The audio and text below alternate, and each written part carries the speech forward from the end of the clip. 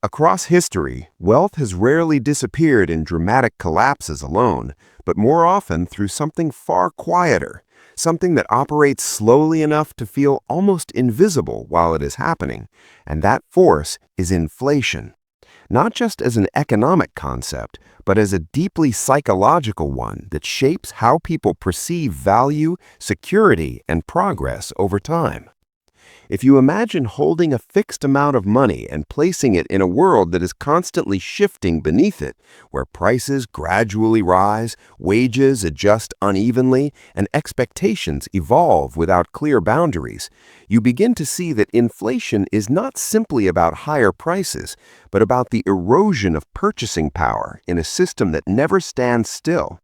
And this erosion does not announce itself loudly. It blends into daily life until the difference between what money used to represent and what it represents now becomes difficult to track.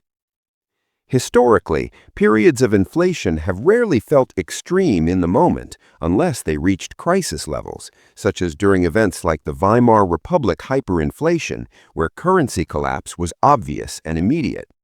But most inflationary periods are far more subtle, unfolding over years or decades in ways that gradually reshape financial reality without triggering alarm, which is precisely why they are so effective at reducing real wealth. From a psychological perspective, humans tend to anchor value based on recent experience rather than long-term memory, meaning that when prices rise slowly, people adapt their expectations without fully recognizing the loss that has occurred. And this adaptation creates a dangerous illusion of stability, where income increases may appear to keep pace with life, while in reality the underlying purchasing power may be stagnating or even declining.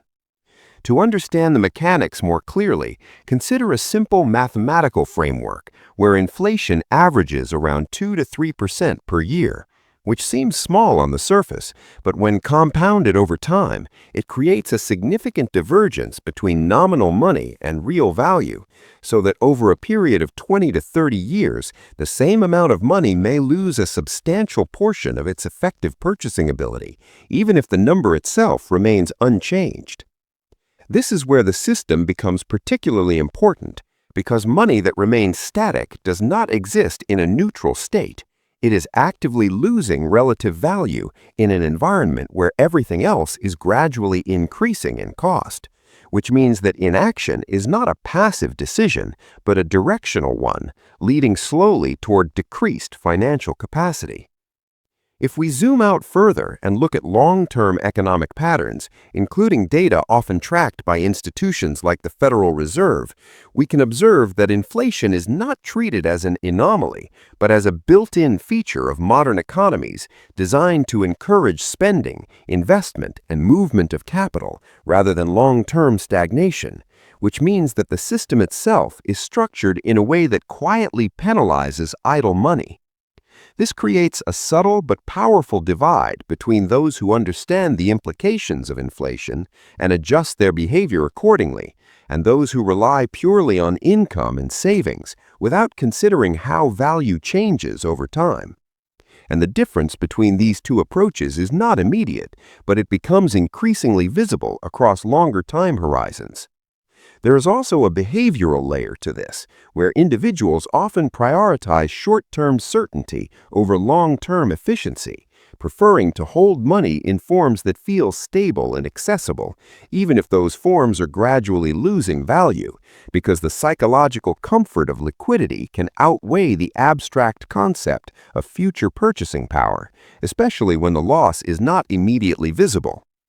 At a systemic level, inflation functions almost like a quiet transfer mechanism, redistributing value in ways that are not always obvious, often benefiting those who hold assets that can adjust with or outpace inflation, while placing pressure on those whose financial structures remain fixed. And this dynamic has repeated itself across different countries, currencies, and time periods with remarkable consistency. If we look back at historical financial systems more broadly, whether in post-war economies, emerging markets, or developed nations during periods of monetary expansion, the pattern remains similar.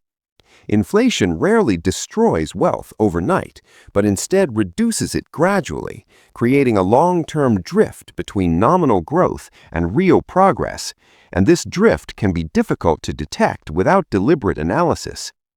The key insight here is not that inflation is inherently negative or avoidable, but that it is persistent and structural, meaning that financial decisions cannot be evaluated purely based on present conditions. They must account for how value evolves over time within a system that is continuously adjusting. As this understanding develops, there is often a shift in identity, where money is no longer seen as a static resource to be stored, but as a dynamic tool that interacts with broader economic forces. And this shift changes how decisions are framed, moving from a focus on accumulation alone to a focus on preservation of purchasing power across time. In that sense, inflation is less about rising prices and more about the relationship between time and value. And once that relationship becomes clear, it becomes easier to see why historical patterns repeat, why certain financial behaviors persist, and why the quiet erosion of wealth often goes unnoticed until its effects have already compounded. Understanding this does not require predicting markets or reacting to every economic signal, but it does require recognizing that money exists within a system that is always moving, and that stability, in its simplest form, is not about holding still, but about maintaining position in an environment that never stops changing. And when viewed from that perspective, inflation is no longer just an economic statistic. It becomes a lens through which the entire structure of financial decision-making can be understood, not as a series of isolated choices, but as a continuous interaction with time, behavior, and an evolving system that shapes outcomes quietly but consistently over the long run.